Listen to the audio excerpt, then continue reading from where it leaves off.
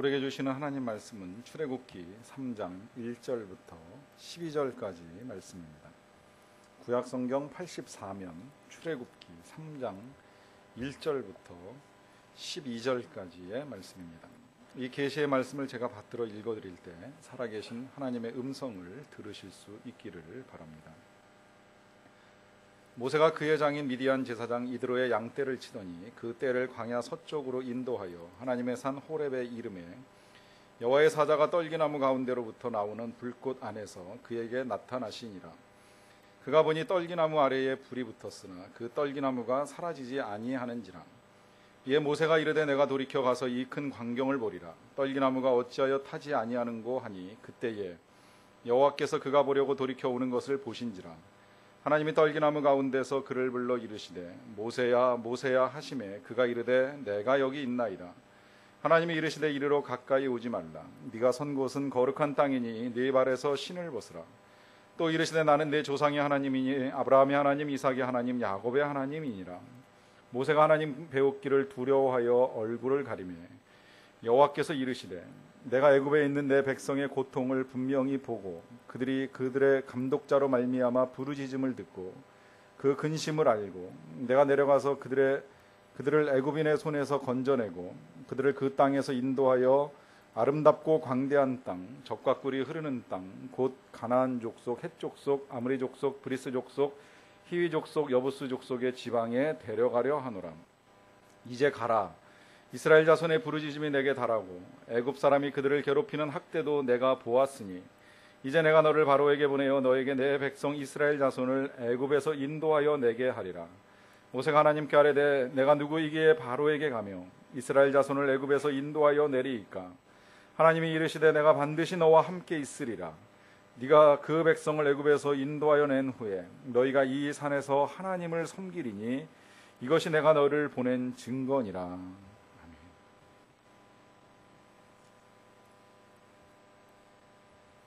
오늘 우리가 함께 예배를 드리고 참회의 기도를 하는 중에 아마 여러분들이 좀 당황하지 않으셨나 모르겠습니다. 제가 참회의 기도를 먼저 하고 나서 중간에 계속해서 주님과 나만이 알고 있는 은밀한 죄를 각자가 고백하는 시간을 가지셔야 된다는 멘트를 드려야 되는데 그걸 빼먹으니까 각자 고백하는 시간을 갖기보다 왜 그 멘트를 안 하셨지? 왜 빼놓으셨을까? 이 고민을 하시면서 참회의 시간을 보내신 거 아닌가 하는 생각을 합니다. 여러분이 사람이 익숙한 것이 어느 날 갑자기 달라지게 되면 당황합니다.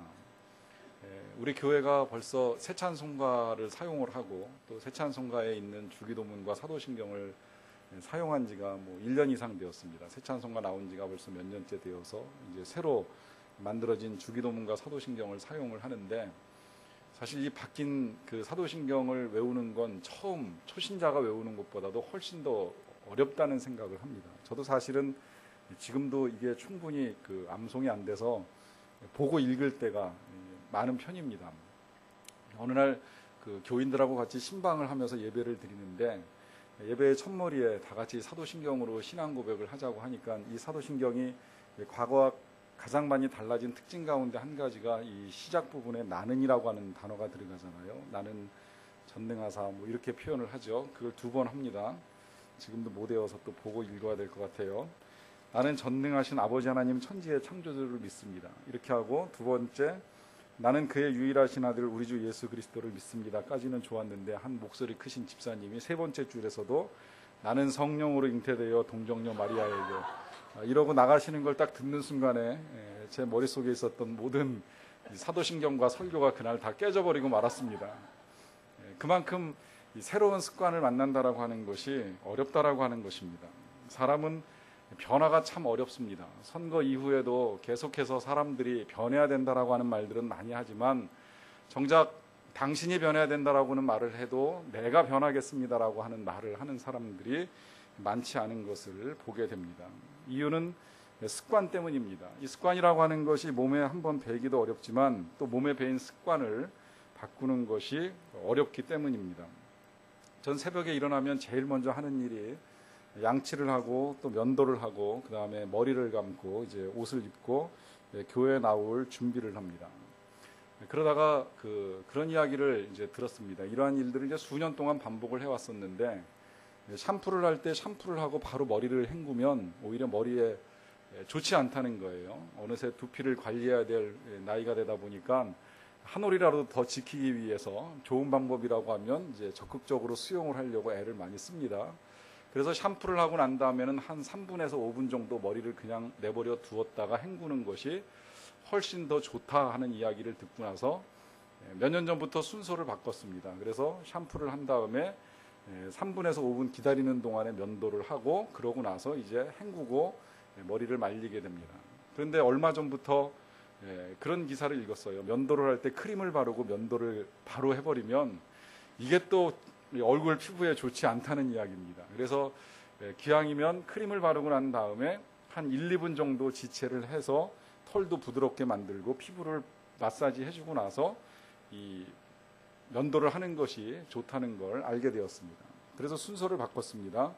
양치가 끝나고 나면 크림을 바르고 기다리는 동안에 샴푸를 하고 또 기다리는 동안에 면도를 하고 이 순서가 지금도 헷갈려요. 그러고 나서 이제 면도가 끝나면 헹구고 나서 그러고 머리를 말립니다.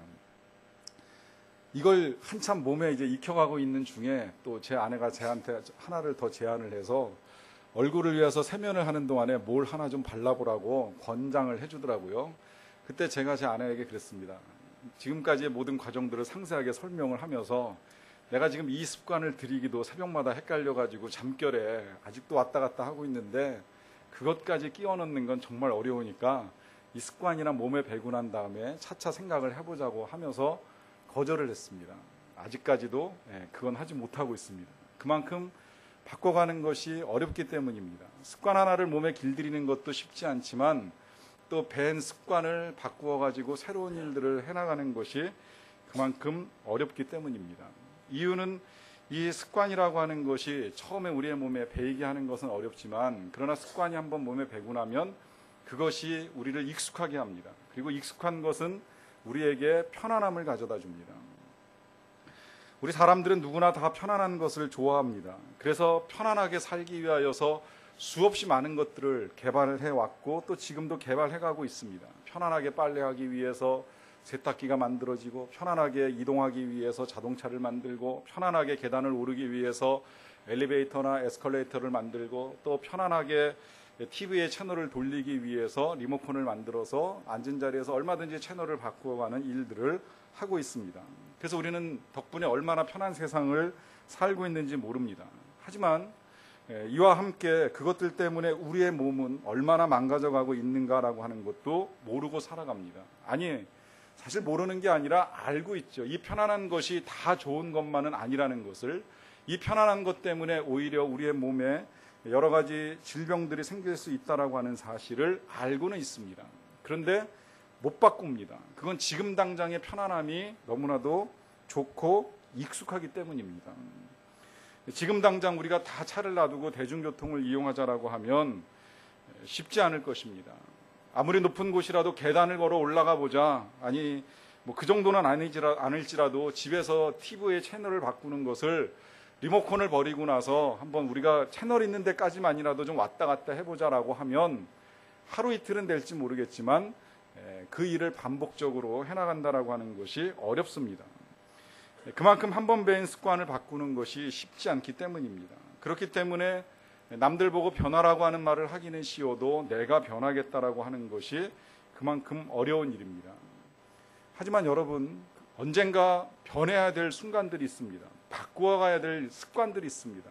아무리 내게 편하고 익숙한 것일지라도 계속 그 일을 반복하면 결과적으로는 치명적인 결과를 가져오는 일들도 있습니다. 처음엔 작은 눈덩이 하나같이 보이지만 이것이 나중에는 커다란 뭉치가 되고 심지어는 눈사태를 일으킬 만큼의 엄청난 일들은 처음부터 그렇게 대단한 것이 아니었습니다.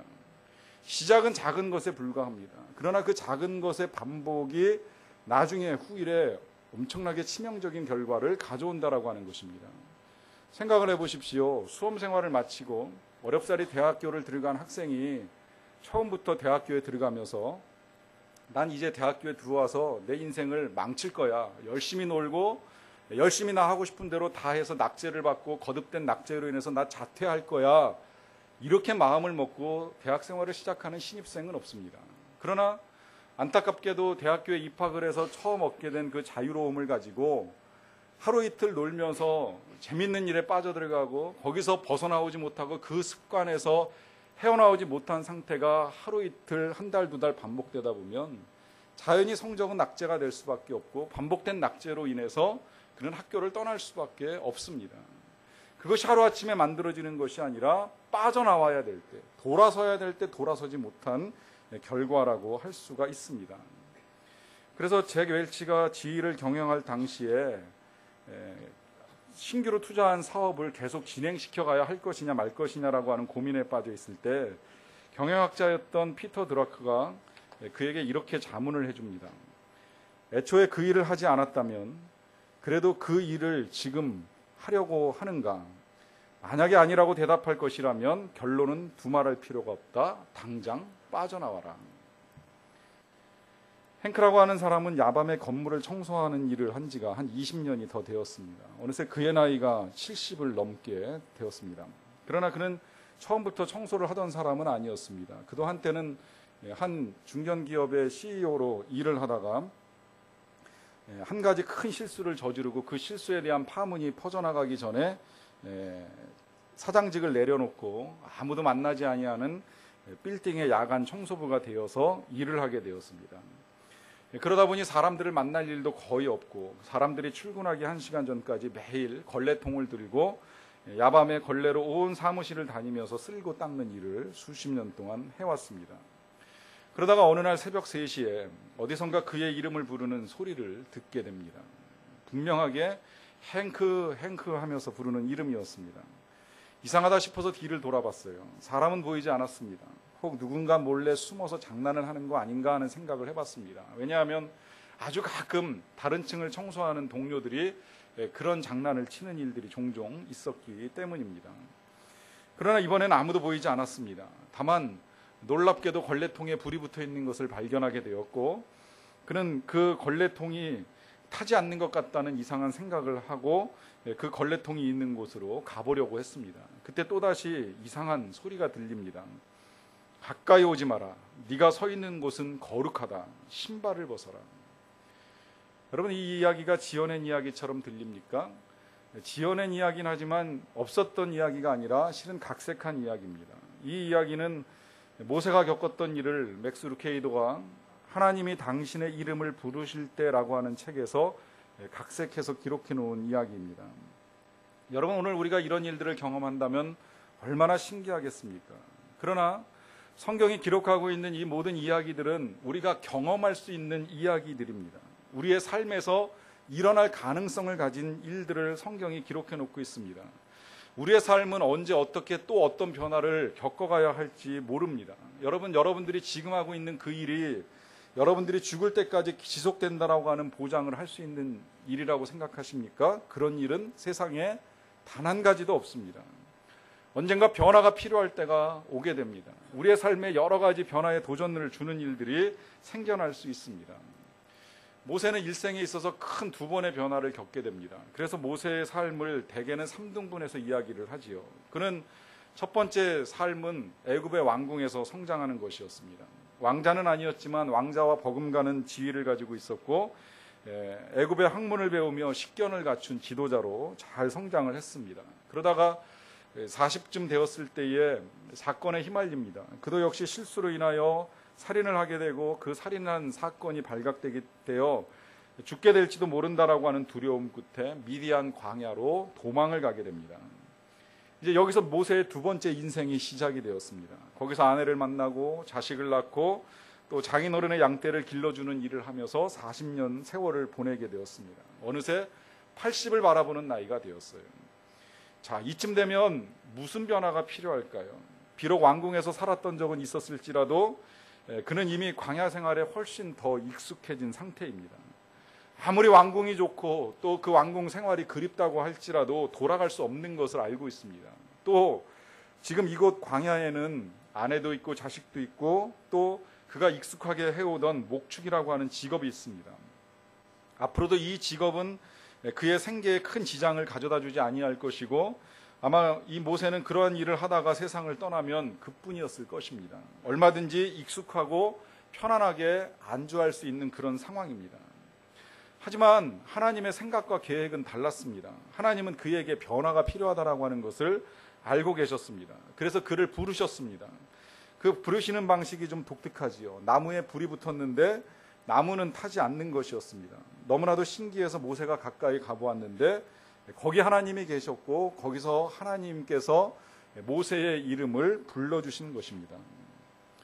여러분, 우리가 변화가 요구될 때 제일 먼저 해야 될 일이 있다면 그것은 우리를 부르시는 하나님의 음성을 듣는 일입니다. 하나님의 음성을 듣는다라고 말씀을 드리게 되면 이상하게 생각하시는 분들이 있을 수 있습니다. 과연 내가 하나님의 음성을 들을 수 있는가? 그런 일이 내게 일어나겠는가? 불가능하다고 생각하실 수도 있습니다. 또 잘 들리지 않을 수도 있고 듣고 난 다음에는 긴가민가 할 수도 있습니다. 그러나 여러분, 일단 먼저 이 사실을 아셔야만 합니다. 우리 모두는 다 하나님께로부터 들을 수 있는 사람들입니다. 다만 방식이 다를 뿐입니다. 모세를 부르실 때는 가시나무 불꽃 가운데에서 부르셨고 또 행크를 부르실 때에는 걸레통에 불이 난 걸 통해서 부르셨습니다. 어떤 사람은 설교를 듣는 중에 부르시는 분도 계시고 어떤 사람은 성경을 읽어 나가는 중에 듣는 분도 계십니다. 저 같은 경우는 하나님의 명령을 들을 때에 이런 기억을 가지고 있습니다. 고3 때였어요. 학력고사 보기 전날이었습니다. 시험을 치르기 전날 평소보다 일찍 잠을 자야 된다라고 하는 생각 때문에 마지막 공부를 마치고 밤 10시에 잠자리에 누웠습니다. 잠을 청하기 위해서 TV를 틀어놓고 보다가 잠들어야지라고 생각을 하고 TV를 보게 되었는데 TV에서 드라마 한 편이 방영되고 있었습니다. 그 드라마는 지금 얼마 전에 그 두레교회를 은퇴하셨던 김진홍 목사님의 그때까지, 그러니까 1980년까지, 83년까지 그 청계천에서 사역하신 내용을 담은 드라마였습니다. 그 드라마의 내용을 간략하게 말하자면 그 목사님 원래 신학이나 목회의 뜻을 두셨던 분은 아니셨습니다. 그는 계명대학교에서 철학을 공부하고 또 철학과 대학원을 다니시면서 철학과 교수가 되는 게 꿈이셨습니다. 그래서 석사과정을 하는 중에도 이 학생들을 가르치는 일을 하셨는데 계속해서 여러 철학자들의 이름을 거명하면서 학생들에게 철학 이론을 가르치고 있을 때 한 학생으로부터 질문을 받게 됩니다. 이 많은 철학자들의 철학 말고 교수님, 당신의 철학은 무엇입니까? 인생을 바라보는 당신의 철학은 무엇입니까? 라고 하는 이 질문 앞에 이 김진홍 목사님이 도전을 받습니다. 도대체 내 인생의 철학은 무엇인가? 나는 무엇을 위해 살고 있고 무슨 목적을 가지고 인생을 살려 하는가? 그 길로 그분은 이 하던 모든 과정들을 다 내려놓고 다시 신학에 입문해서 신학 공부를 하고 공부가 끝나기 무섭게 청계천 빈민촌에 뛰어들어서 빈민들을 도와주고 살리는 사역으로 목회의 장을 펼쳐나가게 됩니다.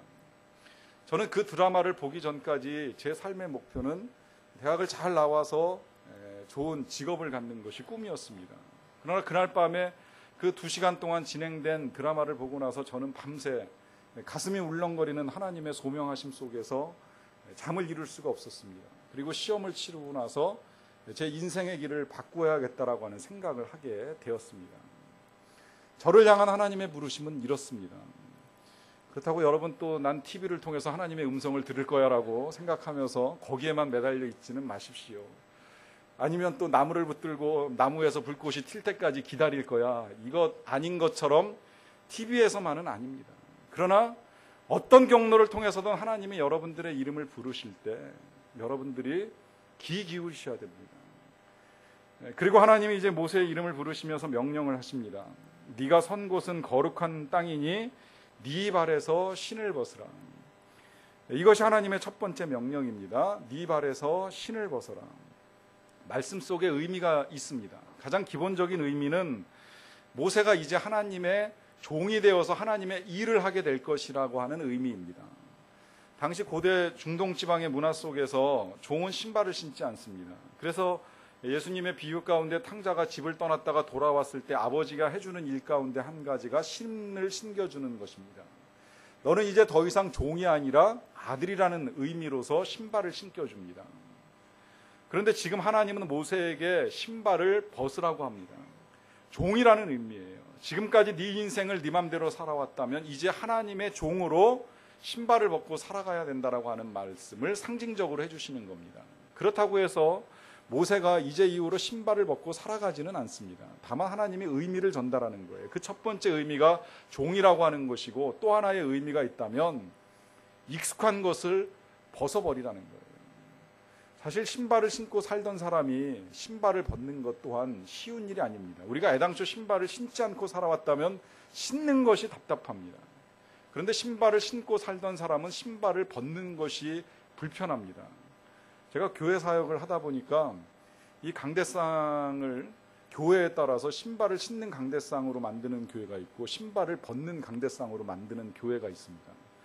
여러 교회를 경험을 해봤어요. 그러다가 이제 제가 전에 사역하던 소망교회는 강대상에 올라갈 때 신발을 벗지 않습니다. 바꾸지도 않습니다. 그냥 신던 신발을 그대로 신고 올라와서 설교도 하고 기도도 하고 하는 일을 하게 됩니다. 그러다가 어느 날 후배 목사님이 결혼식을 한다고 해서 기도를 맡았고, 기도를 하러 갔을 때 주례를 맡으셨던 그 교회 목사님께서 같이 올라가는 걸 제가 봤으면 저도 신발을 벗었을 텐데, 목사님은 목사님대로 따로 이쪽으로 올라가시고 저는 이 회중석에 앉아 있다가 이제 제 기도 순서가 돼서 늘 하던 습관을 쫓아가지고 신발을 신고 그냥 올라와 버렸어요. 미처 목사님이 신발을 벗고 올라오셨다는 걸 볼 수가 없었습니다. 올라와서 딱 기도하려고 서는 순간에 제 발밑에 방석이 깔려 있는 것을 알았고, 아, 신발을 벗어야 되는구나 깨달았지만 이미 시간은 늦어버렸습니다. 아마 제가 쿵쾅거리고 올라올 때 그 목사님이 얼마나 당황하셨을까 하는 생각을 해보았습니다. 신발을 신고 있었던 사람에게 갑자기 달라진 문화를 수용하는 것이 쉽지 않다는 것입니다. 지금 하나님께서 모세에게 신발을 벗으라고 말씀하시는 것은 익숙한 것과 헤어지라는 거예요. 변화를 수용하라 하심입니다. 그리고 이어서 말씀하십니다. 나는 내 조상의 하나님이니 아브라함의 하나님, 이삭의 하나님, 야곱의 하나님이니라. 하나님께서 이 세 분의 이름을 들먹일 때 이유가 분명합니다. 그것은 그들과 함께 하셨던 하나님이 지금 이 표현을 듣는 사람과도 동일한 하나님이라고 하는 사실을 가르쳐 주는 것입니다. 모세는 이미 알고 있었습니다. 아브라함이 어떻게 하나님을 만나게 되었는지, 또 이삭의 삶 가운데 하나님께서 어떤 사랑을 베푸셨는지, 그리고 야곱이 살아가는 동안에 하나님께서 어떤 은혜를 베푸시고 도와주셨는지를 모세는 이미 상세하게 알고 있었던 사람입니다. 그러하기 때문에 이 세 분의 이름을 거명하시면서 그들의 하나님인 내가 이제 너의 하나님이 돼서 너를 도와줄 것이라고 하는 약속을 먼저 하시면서 하나님의 계획을 발표합니다. 그때 하나님의 계획의 요점은 바로 이것이지요. 이제 하나님께서 이스라엘 백성들을 애굽의 종살이에서 끌어내서 하나님이 예비하신 가나안 땅에 들어가게 하실 계획이라는 것이죠. 그런데 여기 이제 한 가지 당부가 들어갑니다. 그것은 네가 지도자가 되어서 이 백성들을 이끌고 가라 하는 명령입니다. 모세에게는 갑작스럽게 일어난 사건이 아닐 수가 없습니다. 갑자기 큰 변화를 요구하시는 하나님의 강력한 요구가 그에게 임하였습니다. 여러분 같으면 어떻게 하시겠습니까? 선뜻 간다고, 그렇게 하겠다고 담대하게 말할 자신이 있습니까? 전 솔직히 자신이 없습니다. 제가 그 시험 보기 전날 하나님의 부르심을 받고 난 이후에도 실상 신학에 입문하기까지에는 13년이라고 하는 세월이 흘렀습니다. 그때 그 기간들 속에서 여러 번 망설이고 주저했던 경험을 가지고 있습니다. 이 점에 있어서는 모세도 다르지 않다고 생각을 합니다. 그래서 모세가 이렇게 대답을 하죠. 내가 누구이기에 바로에게로 가며 이스라엘 자손을 애굽에서 인도하여 내리이까. 질문을 하지만 의미는 한마디예요. 난 할 수 없습니다. 그 이유를 설명하지 않지만 몇 가지 이유를 우리가 생각할 수 있죠. 첫째, 난 나이가 너무 많습니다. 내 나이 80입니다. 이제 와서 이 나이에 나보고 뭘 어떻게 하라고 그런 말씀을 하시는 것입니까? 이런 의미입니다. 또 실제 능력이 없다고 생각을 하는 것입니다. 지난 40년 동안 이 광야에서 한 일이라고 하면 양떼를 몰고 다니며 운둔하며 살아온 것이 전부인데 이제 다시 애굽으로 돌아가서 마치 혁명과도 같이 그 백성들을 이끌고 나오는 일을 나보고 하라 하시면 이건 불가능한 일 아닙니까? 이런 생각입니다. 사실은 능력이 없는 것이 아니라 지금까지 익숙한 이 삶과의 결별이 자신이 없는 것이라고 볼 수 있겠지요. 그리고 또 한 가지 그가 그렇게 주저하는 이유는 과거의 뼈아픈 경험입니다. 실패의 경험입니다. 이미 40년 전에 모세는 이 애굽을 떠날 때 실패했습니다. 이스라엘 백성들을 도와주려다가 실패해서 광야에 내려오게 되었는데 다시 돌아가서 그러한 일을 한다는 것이 영 자신이 없는 것입니다. 그래서 결코 쉽지 않다라고 하는 의미로서 이런 질문을 합니다. 여러분, 누구에게나 변화는 정말 어렵습니다. 새로운 일들을 시도한다는 것은 그만큼 어렵습니다. 그렇기 때문에 어쩌면 하나님께서 또다시 모세에게 이 아브라함, 이삭, 야곱의 이름을 거명하신다고도 볼 수 있습니다. 아브라함은 본토 친척 아비집을 떠나면서 하나님을 만나게 되고 그 변화 속에서 하나님의 사랑을 받은 믿음의 조상이 되었습니다. 이삭은 계속 블레셋 사람들에 의해서 쫓겨다니면서 우물을 파지만 마지막에는 하나님께서 가장 넓고 좋은 장소를 허락하시는 경험을 할 수 있었습니다. 야곱 또한 많은 곳을 옮겨다니면서 생활을 하지만 그때마다 하나님께서 도와주시는 은혜를 누렸던 사람입니다. 이들과 함께 하셨던 하나님이 너의 하나님이라고 말씀해 주시면서 네가 그 익숙한 것들로부터 벗어나서 변화를 수용할 것을 하나님이 가르쳐 주고 계시는 것입니다.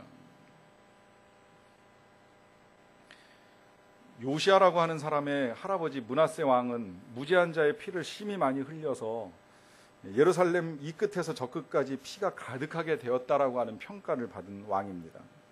그리고 그의 뒤를 이었던 요시아의 아버지 아몬 왕은 그 할아버지로 인하여서 신하들에게 죽임을 당하게 됩니다. 하지만 왕조를 끊을 수 없다고 생각했던 시민들의 무장봉기 때문에 살인자들이 다 처단이 되고 이 8살의 요시아가 이제 왕위에 등극을 하게 됩니다. 자, 요시아는 어린 나이에 왕이 되어서 고민을 했습니다. 이 나이에 나라를 어떻게 통치할 것인가. 그는 그러한 물음을 가지고 조상들의 업적을 뒤졌습니다. 그의 아버지도 그의 할아버지도 따라갈 만하지 못한다는 것을 알았지요. 그러다가 그의 조상 가운데 다윗을 만나게 됩니다. 그래서 조상 다윗의 길로 행해야 되겠다라고 결심하고 그 이후에 예루살렘에 있었던 모든 바알의 제단들을 다 헐어버리고 제단 위에 높이 달린 태양상도 찍고 또 아세라 목상들을 빻아서 가루를 만들고 뿌리고 제사장들의 뼈를 단위에서 불사르고 온 이스라엘에 있는 모든 태양상들을 다 찍어 없애는 일을 하게 됩니다. 여기서 그치지 않고 하나님의 성전을 재건하겠다라고 하는 계획을 세우고 있었던 성전을 수리하는 과정 중에 그 성전 속에 깊숙이 박혀 있었던 두루마리를 하나 발견하게 됩니다. 그 두루마리는 1000년 전에 모세를 통해서 주셨던 하나님의 말씀입니다. 그 말씀들을 읽으면서 지금까지 이스라엘 백성들이 하나님과 또 하나님의 말씀들과 너무나도 동떨어진 삶을 살았다는 사실을 깨닫고 요시아는 하염없이 통곡의 눈물을 흘립니다. 그리고서 한 여선지자를 찾아서 질문을 합니다. 우리 백성이 어떻게 되겠습니까? 우리 백성이 하나님의 말씀을 거역하고 지금까지 이렇게 죄 가운데 살아왔는데 과연 어떻게 되겠습니까? 질문을 했을 때 여선지자는 요시아에게 이렇게 가르쳐 줍니다. 당신이 하나님의 말씀을 듣고 회개했기 때문에 이 이스라엘 왕국이 하나님의 진노를 피하게 될 것입니다. 한 사람의 변화, 한 사람의 회개가 이런 놀라운 결과를 가져옵니다. 한 세대를 구원하는 은혜를 얻게 합니다. 하나님께 순종한 한 사람의 변화가 바로 이 귀한 결과들을 가져온다라고 하는 것입니다. 그러나 그러한 사실들을 알고 있음에도 불구하고 때때로 우리는 그러한 일을 감당하기에 우리의 능력이 부족하고 정말 모세처럼 과연 내가 무엇을 할 수 있을까라고 하는 이 두려움 때문에 그러한 하나님의 명령에 부응하며 나아가는 것을 그저 막연하게 힘들다라고만 생각을 합니다. 오늘 동일한 생각을 가지고 있는 모세를 향하여서 하나님이 12절에서 이렇게 말씀을 하십니다. 내가 반드시 너와 함께 있으리라. 네가 그 백성을 애굽에서 인도하여 낸 후에 너희가 이 산에서 하나님을 섬기리니 이것이 내가 너를 보낸 증거니라. 하나님이 함께 있겠다고 약속을 해주시고요. 그 약속의 증거로서 반드시 이스라엘 백성들을 이끌어가지고 다시 여기까지 와서 나를 경배하는 일을 하게 되면 이것이 증거가 될 것이라고 하나님이 말씀을 하십니다. 근데 사실 이 일도 이루어졌지만 이 일이 이루어지는 과정 중에 모세는 벌써 가서 놀라운 일들을 경험해요. 형을 만나서 대변인으로 세우지요. 감히 애굽 왕 앞에 설 수도 있게 됩니다. 또 애굽 왕 앞에서 애굽 사람들에게 애굽의 10가지의 재앙을 내리는 일들을 경험을 하게 됩니다. 또 홍해가 갈라지는 것을 보았지요. 광야에서 만나가 내리는 걸 보고 쓴물이 단물로 변하는 역사를 보게 됩니다. 이 모든 것 하나하나가 다 하나님께서 함께 하심의 증거로 나타난 겁니다. 하나님의 역사로 보여주신 것들입니다. 이 많은 것들을 하나님이 예비하시고서 모세에게 명령하시는 거예요. 내가 너와 함께 하겠으니 두려워하지 말고 떠나라는 겁니다. 만약에 모세가 끝까지 완강하게 난 그래도 할 수 없다고 버텼다면 모세는 하나님이 예비하신 일들을 볼 수 없었을지도 모릅니다. 그저 광야에서 정말 양이나 치다가 그 일생을 마감했을지도 모릅니다. 그러나 힘들고 어려움에도 불구하고 그가 하나님의 말씀과 명령을 따라 하나님과 함께 나아갔기에, 그리고 하나님께서 요구하시는 변화를 받아들였기에 그는 하나님께서 예비하고 계신 놀라운 기적들을 하나하나 경험하면서 나아가게 됩니다. 오늘은 종교개혁이 일어난 지 494주년이 되는 기념주일입니다. 오랫동안 구습에 빠져서 온갖 악행을 일삼았던 당시의 구교에 반대해서 몇몇 개혁자들이 반기를 들고 개신교의 출발점을 삼은 날입니다. 이 일이 진행되는 동안에 개혁자였던 마틴 루터나 요한 칼빈이나 아니면 찌빙글리 같은 개혁자들이 여러 가지 위협에 놓이게 됩니다. 만약에 그들이 그 위협을 이기지 않았더라면 우리는 성경의 가치도 알지 못했을 것이고 참된 복음의 진리도 분명히 알지 못한 채 우리도 어리석음에 빠져서 살아왔을 가능성이 많습니다. 하지만 그들은 그런 위협에 굴복하지 않고 변화를 위한 결단을 시도하여서 마침내 개혁의 위대한 일들을 이루게 됩니다. 하지만 이러한 일들을 이루는 과정 중에도 역시 그들에게 있어서도 두려움과 공포의 시간들이 있었습니다. 왜냐하면 계속해서 구교의 종교 지도자들이 살해의 위협을 합니다. 협박을 합니다. 그 일을 당장 그만두지 아니하면, 너희가 시도하려고 하는 그 변화를 중단하지 아니하면 가만두지 않겠다라고 하는 위협이 끊임없이 제기되었습니다. 사람이 어떤 특별한 변화를 시도하고 새로운 일들을 도모해 나갈 때 지지해주고 응원해주는 사람이 많으면 힘을 얻습니다. 반면에 반대하고 막아서는 사람이 많아지면 마음이 위축이 됩니다. 주저하게 됩니다. 망설이게 됩니다. 똑같은 마음이 마틴 루터에게도 찾아 들어왔습니다. 하나님의 일이라고 믿고 달려나가려고 할 때에 하나님이 이루시는 결과들이 보여야 될 터인데 아직까지 결과는 드러나지 않고 오히려 위협과 공포가 더 커져가다 보니까 내가 이 일을 과연 계속해야 되는가라고 하는 두려움에 사로잡히게 됩니다. 그래서 낙심한 상태로 집에 서재에 앉아가지고 한숨만 푹푹 쉬고 있을 때였습니다. 갑자기 아내가 검은색의 상복을 꺼내 입고 엉엉 울면서 이 마틴 루터의 서재로 찾아왔습니다. 놀란 루터가 아내에게 물어봅니다. 무슨 일이요? 누가 죽었어 도대체? 그러자 아내가 이렇게 대답을 합니다. 예, 죽었습니다. 바로 하나님이 돌아가신 겁니다. 깜짝 놀란 루터가 묻습니다. 그게 도대체 무슨 소리요? 하나님이 돌아가시다니, 그런 일이 어디 있을 수가 있어. 그때 아내가 루터에게 한 말이 바로 이 말입니다. 하나님께서 돌아가시지 않고 살아계시다면 오늘 당신이 이렇게 맥없이 앉아있을 리가 없지 않소. 당신을 보니 하나님이 돌아가신 것이 틀림없습니다. 하나님이 죽었단 말입니다. 그때 루터가 깨닫지요. 내가 왜 이렇게 주저앉아 있었는가. 변화는 하나님의 뜻이고 이루어가야 될 하나님의 요구인데, 그리고 그 명령을 하신 분이 하나님이시라면 하나님과 함께 갈 수 있을 터인데, 그 일로 말미암아 그는 마침내 종교개혁을 승리할 수 있었고 복음의 진리 위에 바로 선 교회가 탄생할 수 있었던 것입니다.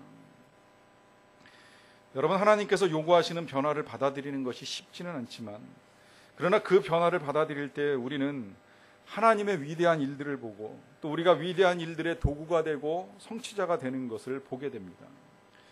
맥스 루케이도는 앞서 소개한 책에서 이렇게 말씀합니다. 가시덤불에서 들려오는 목소리는 당신을 향한 하나님의 목소리입니다. 하나님 안에서 당신의 인생이 아직 끝나지 않았음을 일깨워주는 하나님의 속삭임입니다. 당신의 일생이 끝났다고 생각하십니까? 당신이 너무 연약하다고 생각하십니까? 하나님이 당신 말고 또 다른 일꾼을 찾으시는 것이 편하다고 생각하십니까? 아닙니다. 하나님은 아직 당신을 포기하지 않으셨습니다. 기도하시겠습니다. 사랑과 은혜가 풍성하신 아버지 하나님, 우리가 너무나도 쉽게 익숙한 것에 안주하려고 하지 않게 하여 주시옵소서. 때로는 변화가 요구될 때 그 변화를 믿음으로 수용하며 나아갈 수 있는 자들이 되게 하여 주시옵소서. 우리 홀로 이 일을 감당하는 것이 아니라 우리와 함께 하신 하나님이 우리와 함께 계시기 때문에 능히 이룰 수 있으리라고 하는 믿음을 가지고 도전하는 용기를 허락하여 주시옵소서. 예수님의 이름으로 기도하옵나이다.